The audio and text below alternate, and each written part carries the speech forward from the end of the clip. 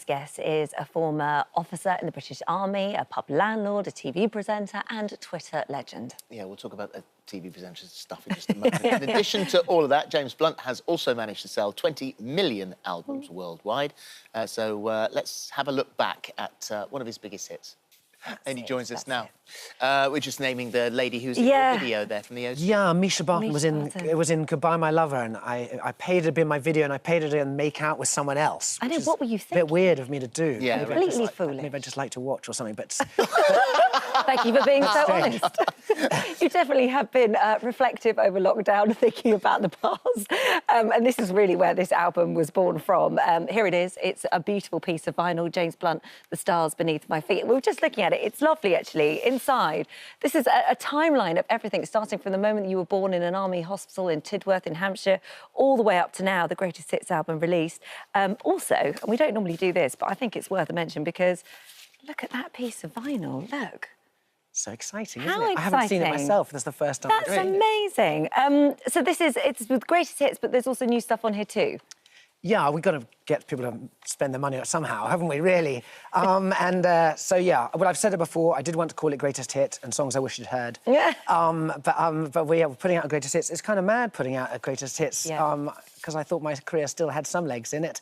But my good news is I've just signed a new record deal. Oh, well, there you are. Last week I signed up for, so I'm still in the business. Good. With great relief. But you've also said that sometimes you think you sound better, perform better live than Absolutely, and so when the label said should we put out a Greatest Hits, rather than just choosing your kind of the top 20 songs on Spotify, I went out and chose the best performances, recordings that we had, not the studio versions necessarily. So there's some Glastonbury. But some live from Glastonbury, live in New York, a song called I Really Want You, I just nailed live instead of in the studio.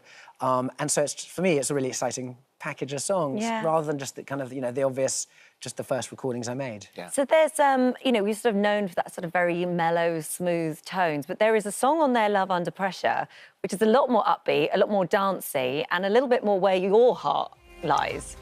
Yeah, absolutely. This is a video where the actress with me is just trying to shoot me, isn't she, with a gun? Kill me with an axe. She's trying to do the nation a favour. But I live in Ibiza. I really do like dance music, and I wrote this around about the same time as I wrote a song called 1973, which is about Pasha nightclub, Ibiza's most famous nightclub. And I finished this song in the pandemic with a musician called Jack Savaretti, who's a fantastic guy. And we wrote it over Zoom, and we recorded it over Zoom as well. Oh, how brilliant. And it's a really fun song. Well, you've got there's a competition, really, in your own head at the moment, or for all of us and for your fans, and maybe people who are not, because you've said that if this album gets to #1, if you beat Adele, you'll never sing again.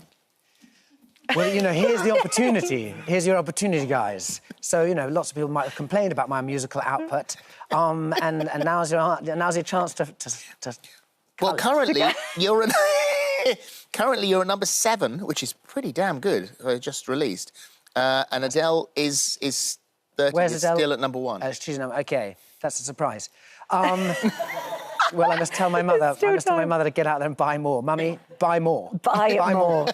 I mean, that's what you said on Twitter. You are very funny on Twitter. I think your last book was all of those sort of Twitter comments that you had that you've put out there. It was your record company that first signed you up on Twitter. They can't possibly ever imagine that there would be you, kind of no holds barred, you as you really are. Yeah, I think they thought I'd use it to promote myself rather than be rude to myself about myself, which is what I do. And I have a pretty good kind of idea of how to use Twitter. What I do is I write out a draft tweet, and then I'll show you my response to my wife or my manager, someone who I trust. And if they recoil in horror and go no, that's when I press send. Right. That's always good. Well, I mean, they are absolutely brilliant. James Blunt had his 15 minutes of fame and disappeared, to which you replied, even less than that. The song was only 3 minutes and 30 seconds long. Another that said, James Blunt, why have you only got 200,000 followers, to which you replied, Jesus only needed 12. I mean, they are... Is it like an instant thought? You know exactly what you're going to say? I think you know, because Twitter and social media, people are pretty horrid to each other, and so I think when I first saw the kind of vitriol that all artists get in some way, and I'm sure you guys have experienced it too, you kind of have to sit back and take the emotion out of it. So often, in the beginning, I would just sit back and have a think, remove the emotion, and then think, come on, why am I taking this seriously? I'm having a really good experience. I play to thousands of people every night. Why am I taking this one person seriously? So then I go on and I laugh, not at them, but at myself for even considering it. I think it's the best way to handle it, I really do. Obviously, lockdown, all the musicians, you haven't been able to get out there on the road and you love touring. This next tour is going to be particularly exciting for you because you're going to play Wembley.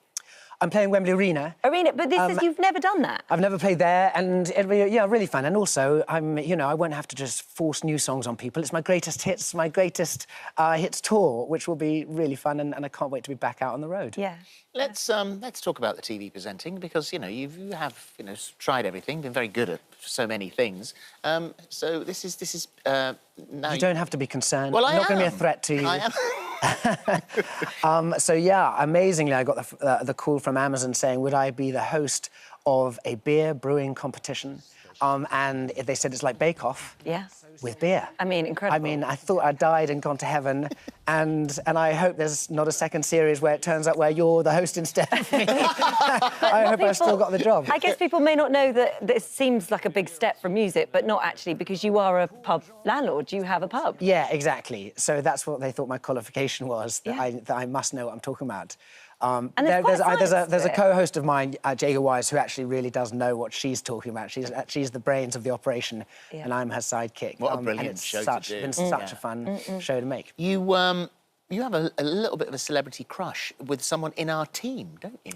I do. I was on Celeb Bake Off with Alison Hammond. And she just makes everything She's the best. better. You know, she brightens up any day. Without her there, I think I would have really struggled, because I don't know. I mean, in the kitchen, I know my cooking skills really go to putting milk in a bowl of Weetabix, maybe, is the limit. Yeah. So, but to have her there was just such a joy. Well, Yeah, she does she's a feel the joy. same about you, actually. Fantastic. Yeah, she's recorded a little something for you. Hi, James. How you doing? I heard I'm your celebrity crush. Wow. All I can say is I'm overwhelmed. I'm honoured. Anytime you want to slide into my DMs, babes, I'm there for ya. I'm blushing. Fortunately, I've got makeup on, so you can't see how red I'm going. That's amazing. Well, you need to recover because you're going to be performing Beautiful for us in just a moment. When you're singing that, I mean, at the beginning, you can't imagine how a huge success that would have been. I mean, you performed it at Elton and David Furnish's civil ceremony. I mean, that song has taken you so far. Yeah, I guess the weirdest thing about the song, which I love, is I'm always asked, are you bored by it or are you annoyed by it? And I think, you know, no, this is the song that made me, you know, tour the world. Yeah. 6 times over and get to a greatest hits. You know, like I say, it should be just, my greatest hits should just be You're Beautiful 20 times over. And I love the song, and it's a highlight of a show. I have other songs that mean more to me, perhaps. Yeah. But you know, but it was an amazing moment in my life when it hit me. Yeah. But it's a song about stalking. You said yourself, really, if it was really you put yourself in prison. Well, it's true to life.